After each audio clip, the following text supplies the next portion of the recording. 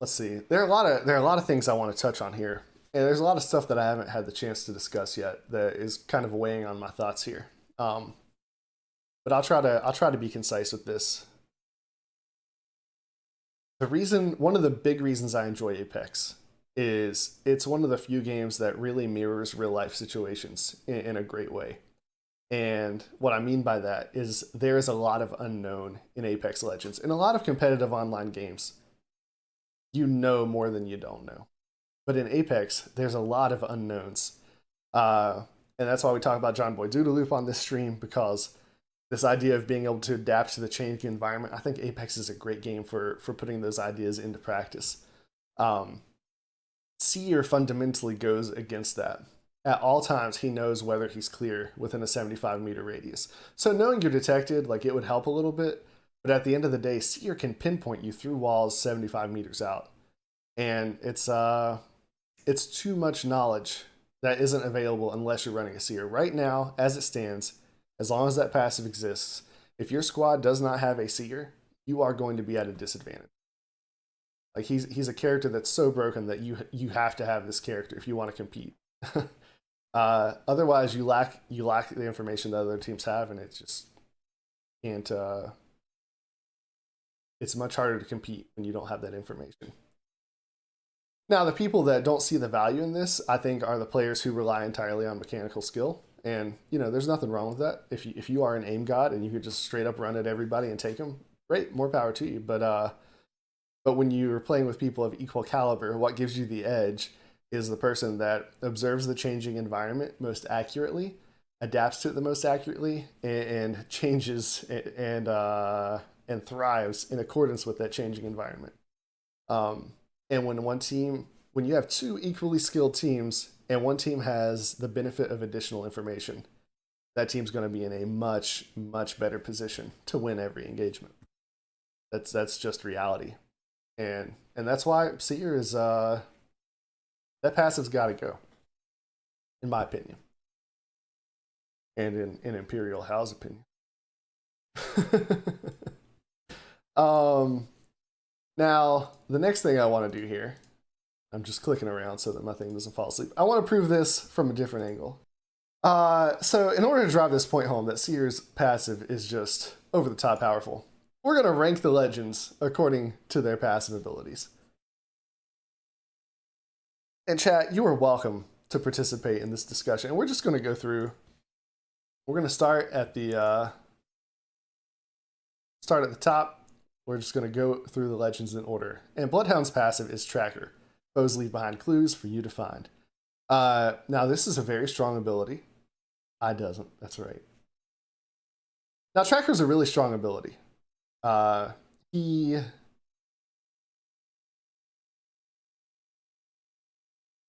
is no running from Bloodhound once you've got a Bloodhound on your tail. And his scan ultimately serves to amp that ability up. His ult amps that ability up, but being able to run a person down based on their clues, being able to see the paths that people took, lots of information. And as we've established, that information is really powerful. It's great. It gives you the edge. But Bloodhound can be countered because if you're moving carefully, if you're moving slowly, you don't really leave those clues behind. He sees when you run, when you jump, when you slide, when you go up or down a zip line. He doesn't see you crouch walking. So like it's not a god tier ability like Seer's rocking, and its usefulness is contingent upon being able to communicate well with your teammates. I'm going to agree with Spicy. Bloodhound is his passive is an A tier passive.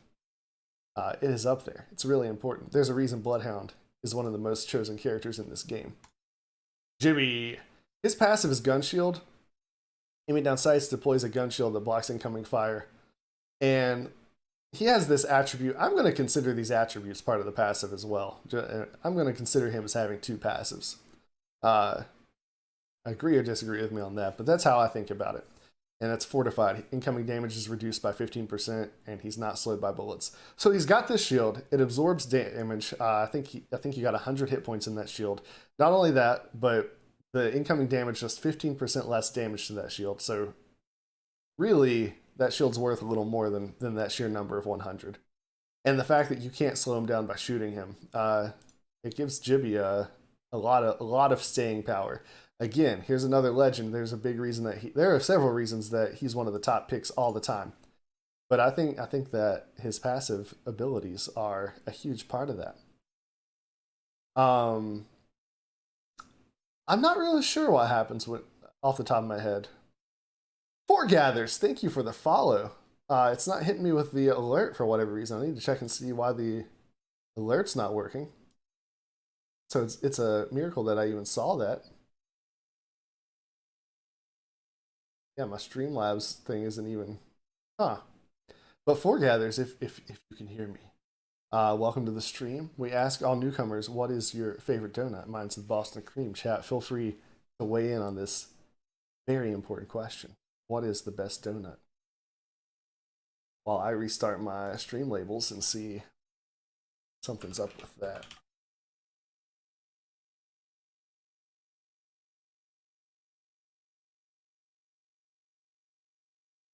Is that your way of saying the glaze?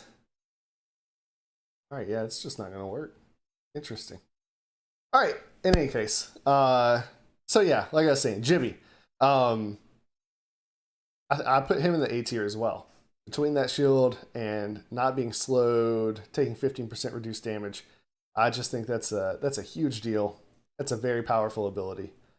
Um, and yeah, I'm putting him in the A tier. Lifeline. Her passive's combat revive. Deploy Doc to revive teammates, leaving Lifeline free to defend.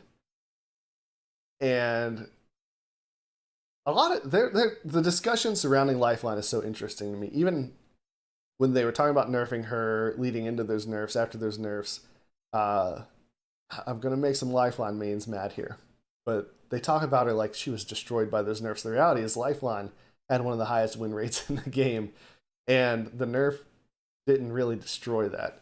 That shield was a huge deal. Losing that shield was a big deal for the character. I understand that. But at the end of the day, like being able to just pick people up off the ground, that's one of the biggest abilities in this game. A Lifeline who can stay up and who's aware and who will hit that, just tap that E button and start picking the person up. That is a powerful ally. And so I actually I'm gonna throw this ability up in the S tier. I think this is one of the most important abilities in the game. So Lifeline, where are you at? Going to S tier. Yeah. Pathfinder. Insider knowledge. Scan a survey beacon to reduce the cooldown of zipline gun.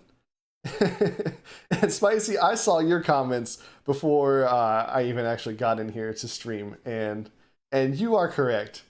Pathfinder has kind of been shafted with the passive ability, and the reason for that is originally he was the only person who could scan beacons. Now that other recon characters can scan the beacons, all it does is, I mean, it's cool. It stacks, right? Every time he scans that beacon, he immediately has ult, and it reduces the time it takes him to get ult by 10 seconds, and that stacks. So you can remove up to a minute, I think, off of his ultimate cooldown. But his ultimate is it's a great mobility ultimate, but it's not even an S tier ultimate that you're moving toward. And yeah, if we're just ranking based entirely off of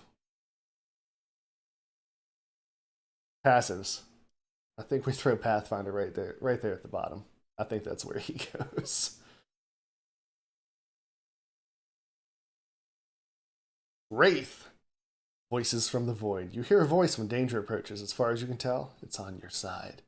And basically, you get auditory cues anytime something dangerous is coming your way, whether you're walking into a building that's trapped up, anytime someone passes their reticle over top of you, the voices in your head tell you. You get that knowledge. You actually have a keybind to share that knowledge with your teammates, so you don't even have to be on mic. So that, I think, that's a strong ability. It gives you information, but it doesn't give you detailed enough information, I don't think, to always make strong decisions based off of. And so, Spicy, you're saying Wraith is S tier based off of that passive, and I think for the first time tonight, I'm gonna have to disagree. I don't think that's quite an S tier ability. I don't think that's even as strong as Bloodhound and Jibby. I think it's important. I think it's powerful, but uh, disagree with me. But Wraith is going to B tier with that ability, I think. And even that, I'm tempted to drop her into C tier. It matters. It matters. It makes a difference, but I don't think it's one of the strongest abilities in the game by any means. Bangalore, double time. Taking fire while sprinting makes you move faster for a brief time. As far as passives go, I think this is one of the stronger ones in the game. Um, Now, it doesn't give your teammates a whole lot of benefit, but you as an individual derive a whole lot of benefit from that. Anytime you're taking fire, you move quickly. It helps you get out of danger fast. If you're sniping at a Bangalore, it is hard to hit a Bangalore. Yeah, Mad Brock, going back to Wraith, yeah, it just means someone saw you. And you sometimes you're in a position where the context clues allow you to figure out exactly where that person was. Um, but not always. It's not a reliable enough ability. But back to Bangalore, it is hard to hit a Bangalore that is moving quickly. And I've watched some Bangalore mains who will actually harness that ability and use it to flank the people that she's already fighting. There are people that know how to use that ability well. So I don't think it's not like a game changing ability, but as an individual ability, I think it's really good. Um, so I'm gonna disagree against Spicy. I think Bangs is an A tier. It's good for individual survivability, uh, but I don't think it's good enough. I don't know. I can argue with myself here. She's great at recovering banners for this reason. You couple it with her smoke, but just based off the ability alone, I don't know. I could be swayed here. A tier or B tier? I'm trying to think if I think this ability is actually as strong as Jibby's fortified with a shield, or as Bloodhound's tracking passive being able to track. I personally don't. I'm gonna throw her in the B tier. I don't think that's bad. I just I don't think it goes up there with the strongest in the game. Caustic, Nox Vision. You gain threat vision on enemies moving through your gas, and you couple that with he's also fortified, damage reduced by 15%, not slowed by bullets. Hookie says B tier definitely. It doesn't negate damage or give tons of info. That's right. That's right. It's not a big game changing ability. It's a great survival ability in Bangalore. As far as Caustic, I think his basic passive isn't great. Caustic, see. I think his basic passive is not great. I think Fortified is one of the most overpowered things in the game, and I would love to see it fall by the wayside. Just a baseline where reducing damage by 15% and not being slowed by bullets, like that's a huge game changer.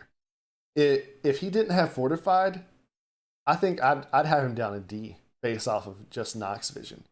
Uh, like it's got usefulness, but its usefulness is really only to help him overcome the drawbacks of his own abilities, right? Its only function is to make him not suffer. It gives him a little recon information, but generally in the situations where you're using Nox gas, uh, it's not like you're getting new information. You know the dude's in there. So based off that alone, I'd throw him in the D, maybe even the F. But because he has fortified, yeah, I actually do bump him up to C. I think if Caustic were to ever get any kind of buff to his actual passive and still maintain fortified, uh, it could be a real powerful thing. But as it stands, based off of those passives, yeah, I'm actually going to agree there. C tier legend, C tier passive ability. Also, Mad Brock, I replied to you, but I didn't say hello. Hello. All right, who's next? Mirage. Now you see me. Automatically cloak when using respawn beacons and reviving teammates. Ah, Mirage. I love Mirage as a character. I love the character of Mirage. I wish Mirage was a stronger character. And that goes for his passive as well. I think it's a good ability. I think, you know, it does help him pull off the res in some crazy ways. Uh, Pulling off the respawn. But at the end of the day, Bloodhound can disrupt that. Seer can negate that. Crypto can negate that. Like that cloak is pretty easy to disrupt. If you have a general idea of where the person went down, all you gotta do is kind of spray and pray, and you can locate him. Um, and as Spicy's pointing out, there are a lot of times where there are some issues with the graphics in the game. I don't know if it's a bug or if it's just how they designed it, but you can still see the blue orb. Spicy says, yeah, you can sometimes see him even when you're not supposed to be seeing him. So as it stands, I don't like there being an E tier. You guys feel me on that? There is no E. That's silly. Going to F. but for Mirage, I don't know if it's even a D tier ability, to be honest with you. It's only an ability that's useful when your team has already gotten wrecked. Like it's a bounce back passive. It's not something he benefits from unless the team is on the verge of failure. So for me, Mirage's passive is an F. You fight me on that. I understand. But yeah, I don't, not super impressed. I'm not even moderately impressed. I'm not impressed at all with Mirage's passive ability. Then we got Octane. Swift Mend. While not taking damage, Octane restores health over time. I think that's something you aren't considering, uh, which is the amount of times the passive is used throughout the match. That's true. You could argue with me there. Uh, if your team goes down a lot, it is a useful ability to be. It's not useless. All right. Okay. You know what, Hoagie?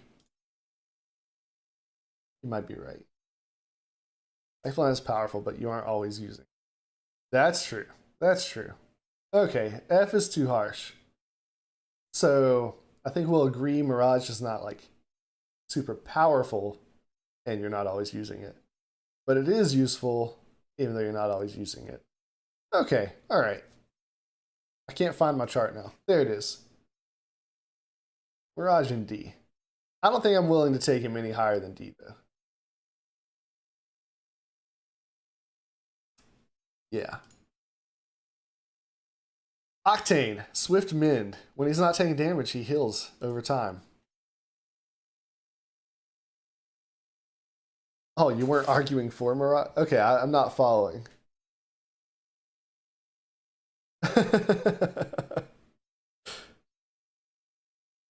Oh, you're saying I haven't really been considering it for any of the characters.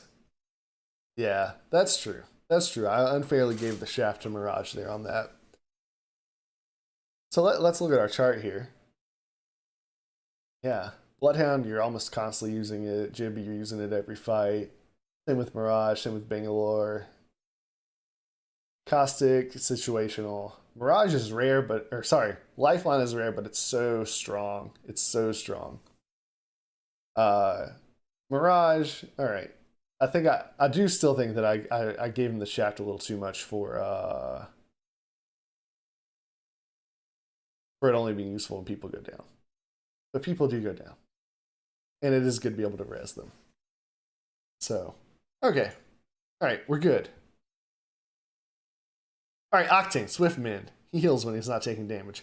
That ability, that's so powerful. So powerful. To be able to just, I don't know, you don't have to carry as many supplies. It frees up backpack space. You don't need as many healing supplies because you're going to be able to heal over time. Like oftentimes in the game, when it becomes a game of atrophy, of losing resources, Octane is so strong. And in a kit that is already powerful, but I'm not supposed to be thinking about them. I'm supposed to be able to think only about the passive. And when it comes to only the passive, I do think it is at least A. I'm wondering if it's an S tier. Uh, hmm. Spicy says A. Takes a little while to activate. That's true. It's not immediate. but it's not long either. And he's a legend that can quickly get to some safety. Mm. Yeah, I'll throw him an A. I think A makes the most sense. I don't think it's the most game-changing thing, but it's good for individual survivability.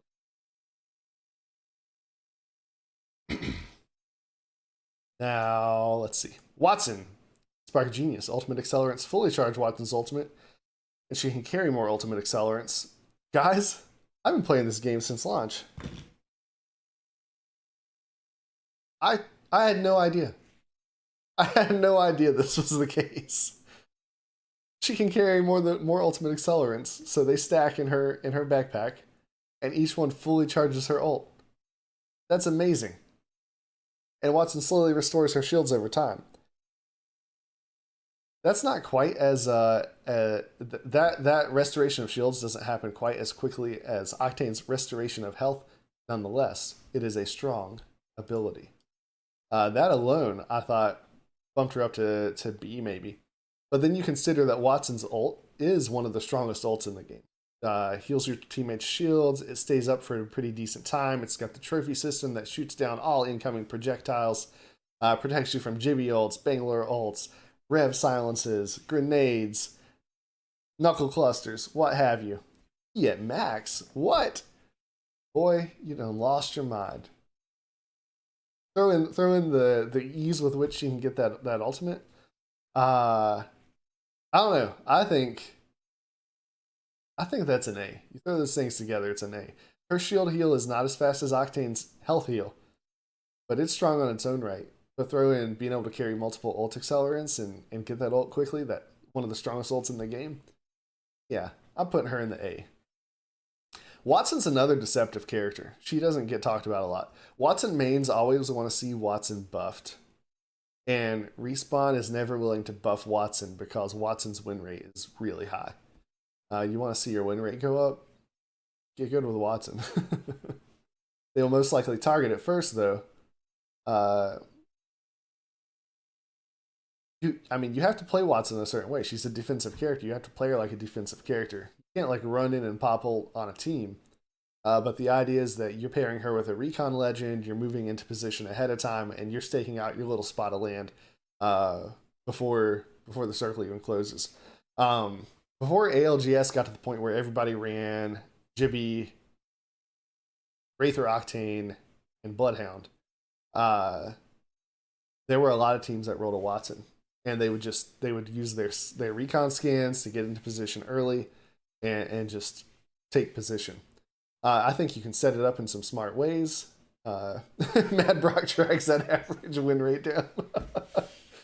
So I think you could argue her down to a B tier, Spicy. I don't think you're out of line by any means. I did just say, did you lose your mind? But I didn't mean it. I think you can make your argument. But I think the general perception of Watson's current power level is wrong.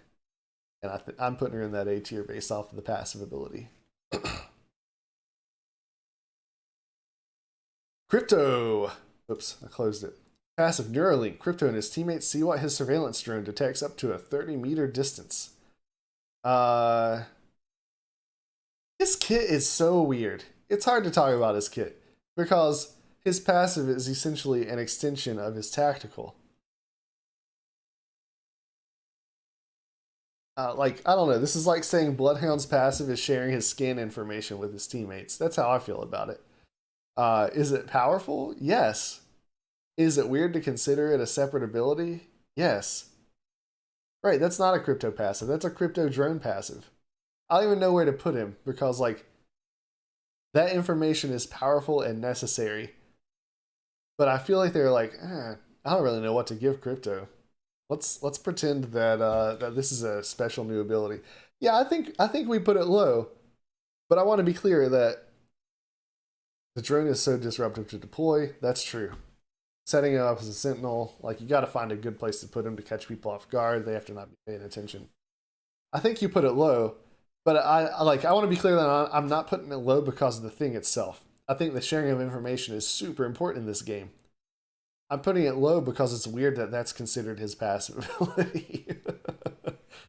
uh, like this is just what his tactical should do. So yeah, D maybe F. That's where I'm at.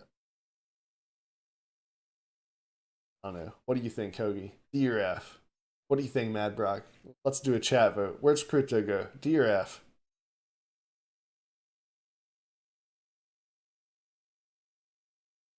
While I take a sip of my beverage. D, D. All right. There's no way for you to win this vote. So if you disagree, Mad Brock, sorry. He's going in D.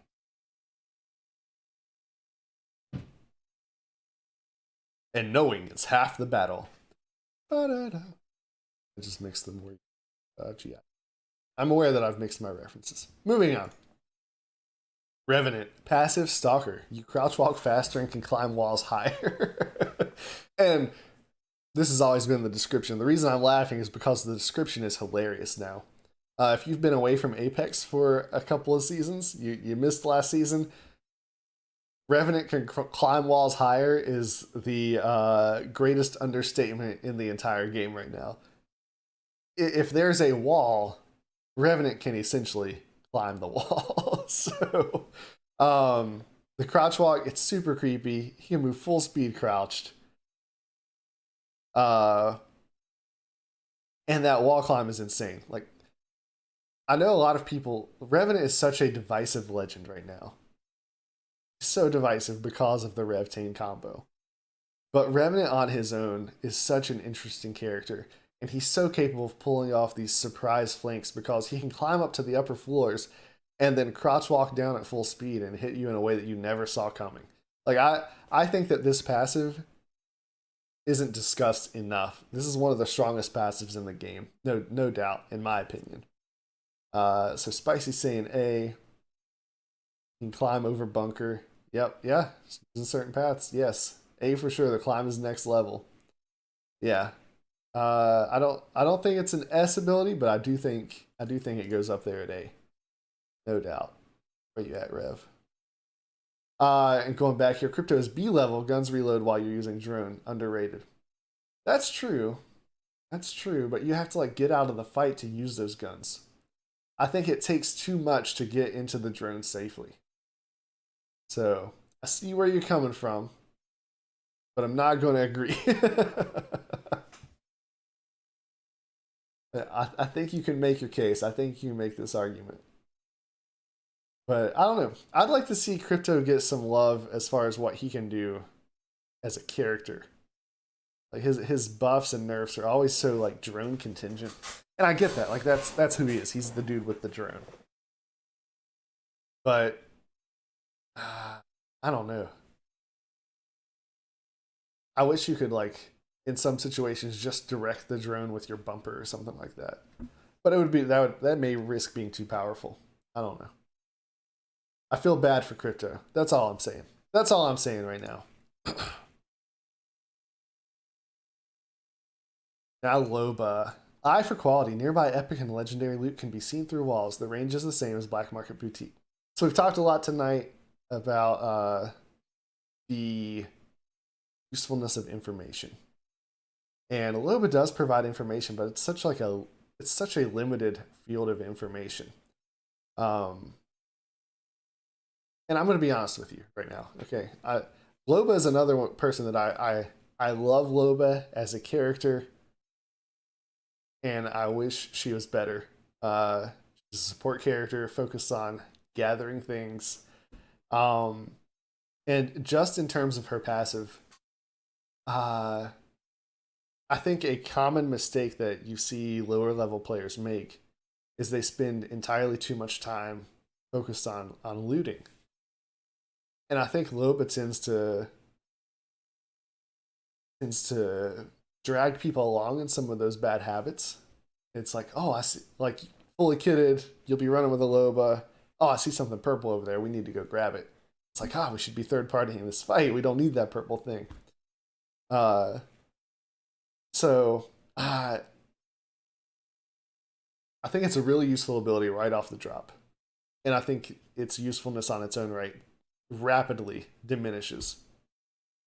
I think that ability is only useful for like the first 5 minutes in most matches. So let's see here. See, not good late game. Yep, that's what I'm saying. Not good late game. Uh, Obi, we're not judging the cake. We're judging the passive abilities. Skills are B tops. Yeah, so we're only talking passive, not the entire kit. I think her entire kit takes her a little higher than I'm gonna put her, because I'm gonna maybe upset some people. Um, I'm throwing Loba in F. I'm gonna be honest with you guys. I don't think that ability is any more useful than Pathfinder getting a 10-second cooldown reduction to his ult. I don't know. I could be argued into D. I don't think I could be argued any higher than D. Let's see. My alerts are still not working, but I do see the pop up there. Gothic, thank you for the host. I appreciate that. Welcome to the stream.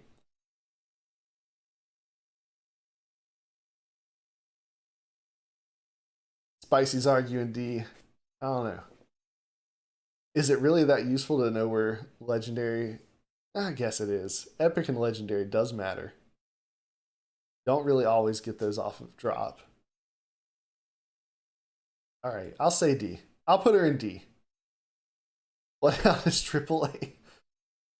Bloodhound's in A right now. We're almost through the list. So yeah. All right, we'll put Loba in D.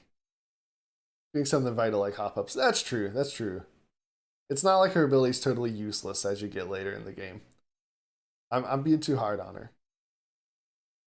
But I would like to see, I don't know. I want to see Loba get some buffs. Making her bracelet a little more useful on the run. That was big. That mattered. But I don't know. I want Loba to be strong.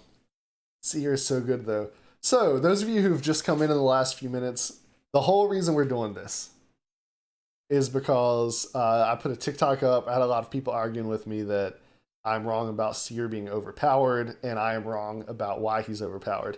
My whole argument is that he's overpowered because of his passive. Being able to scan for heartbeats in a 75-meter radius, knowing where everybody is within 75 meters of you at all times, entirely too much. Some people argued their case in some weird, rude ego ways. And so I shared an article. Imperial How made the same argument actually recently. That his passive is what's broken and he cannot be balanced as long as he has that passive. So the whole reason we're ranking legends based on passive is to arrive at the final point of none of these even come remotely close to Seer. So we're almost there. Yeah, unbeatable. 2 OP. Usually takes. Alright, so next we got Rampart. Modded loader. Increased magazine capacity and faster reloads when using LMGs and the minigun.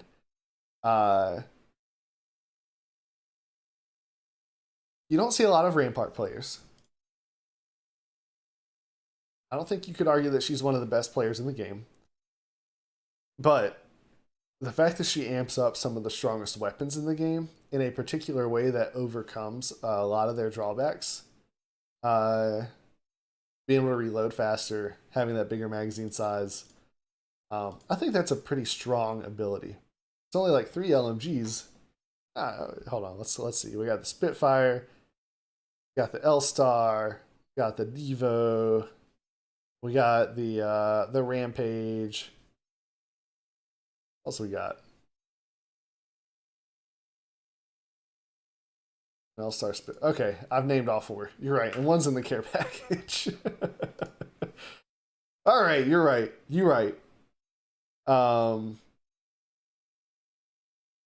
But what I'm getting at is I don't think this is like a D tier ability, but it also doesn't do a lot for your team. It's a very individual passive.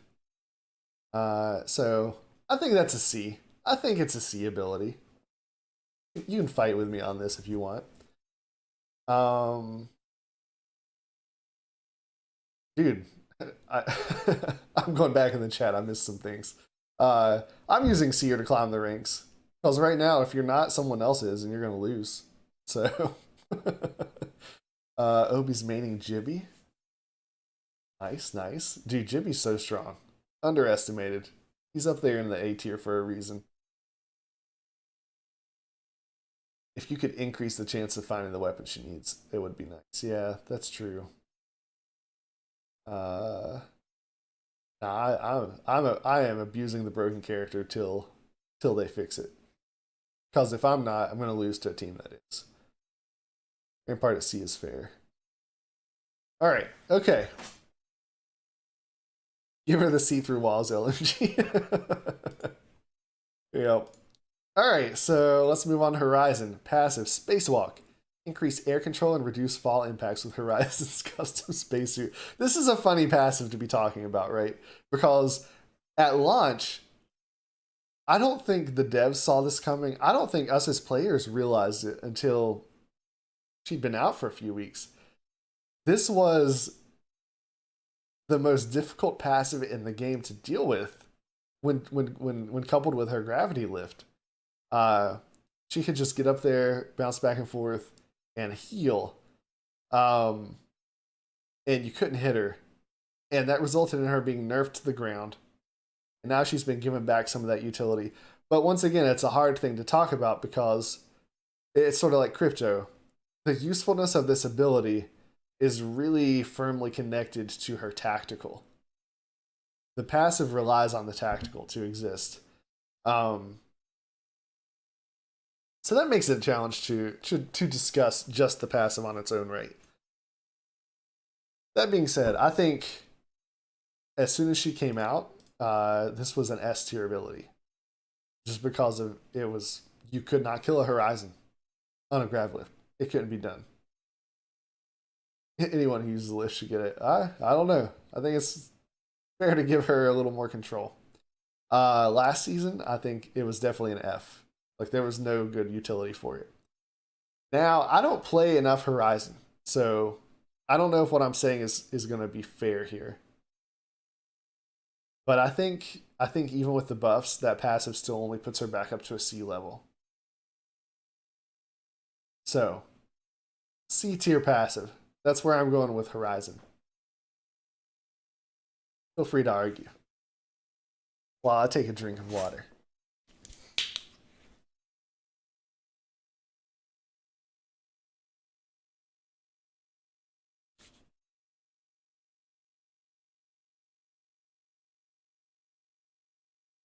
I eliminated E because I don't like E in the ranking system. Sorry.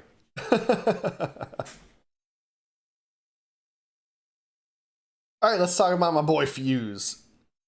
Grenadier. Stack an extra grenade per inventory slot. Fire grenades farther, faster, and more accurately. Fuse, I give Fuse more love than a lot of people give Fuse.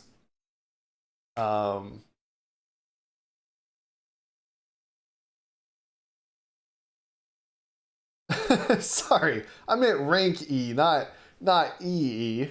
This is the second time he's rolled into the stream, and I'm just offending her, right? Remember that time she raided me? I was like, E, no, but I was getting shot in the face. It was a whole thing. I don't like the E tier. Just I like my American grading scale. Like there is no E. Uh, anyway, Fuse Grenadier stacks grenades, fires them farther and faster. I understand that Fuse as a character is maybe not the best character in the game, but Grenadier as a passive, I think is one of the greatest passives in the game. um, like everyone used to be able to carry used to carry grenades in stacks of two, and they took that out because in the end game you could just rain destruction down, wipe squads with it. It was too much. So the fact that they put it back on a particular character, I think that alone is huge. I think you're right, Spicy. His passive is better than his E ability. It is than his tactical. Said E. It's not E, is it? What is tactical in this game? I just got this game. I'm new to it. I think his passive is better than his tactical ability. I think you're right. And Fuse did go up a tier with his buff this season. I agree with that too. I think he is a viable character to play now. But just in terms of his passive, like you can look, if you're rolling a lifeline, you don't have to worry about carrying as many heals. You got a lifeline on your squad. You can just pile up on those grenades. You can realistically, you get a purple bag, you can have 10, 12 grenades. And then in the end game, shoot them all the way across the circle and blow someone's face off. It's as a passive, I think it's an A tier passive. I think it's the one thing about Fuse that is unquestionably powerful. uh Arc stars are essentially like it's like shooting a gun to stick somebody with Fuse. I love it. Uh but I also love Fuse a lot more than a lot of people. So I don't know. I could be argued that it's only a B tier ability, but I think it goes in A.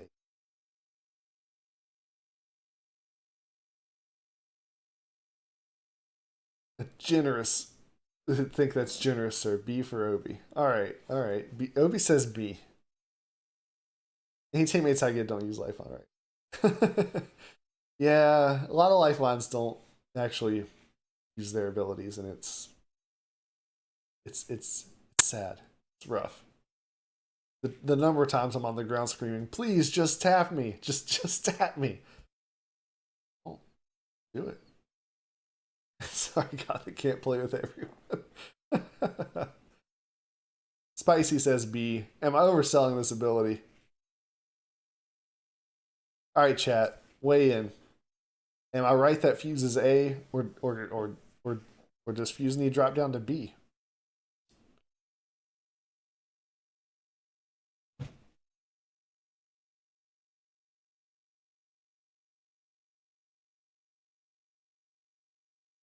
I'm very wrong. Wait, why don't we do a? It's the Fuse main talk. I want to be a Fuse main. I would play Fuse all the time if it didn't tilt people. I wish you could look at your like win rate and KD per character, because Mad Brock, if you're the one dragging Watson's win rate down, I'm the one carrying Fuse's win rate up, I think. Now, that's not true of other characters. I'm definitely dragging the win rate down when I play when I try to play Jibby. But I love Fuse so much. I get Spicy and Obi, they're saying B, so we'll drop into B. We'll drop into reluctantly. All right, let's hit Valk here. Valkyrie. Her passive is the Vital Jets. Press space while in the air to engage jetpack. Switch between hold and toggle mode in the settings menu. So a couple things about that. I suspect that this is a passive that is getting that maybe people don't see the full utility in. Now she can go super high with it. I think we all know that. She can get the same sort of elevation as Revenant does. Like she can get up high and pull those weird flanks. She can't do it as stealthily as Rev. That being said, you can rapidly tap her jets in certain directions to have very quick mobility while in the air. And that is a pretty useful evasion technique. It's a pretty useful closing the gap technique. I think it's an A tier ability. I don't think it's S tier, but I do think that it's A tier.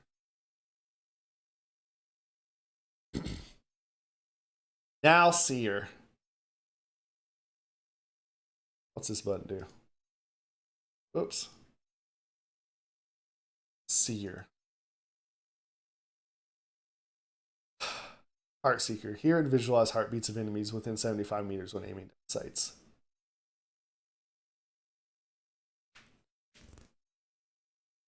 And this is where we arrive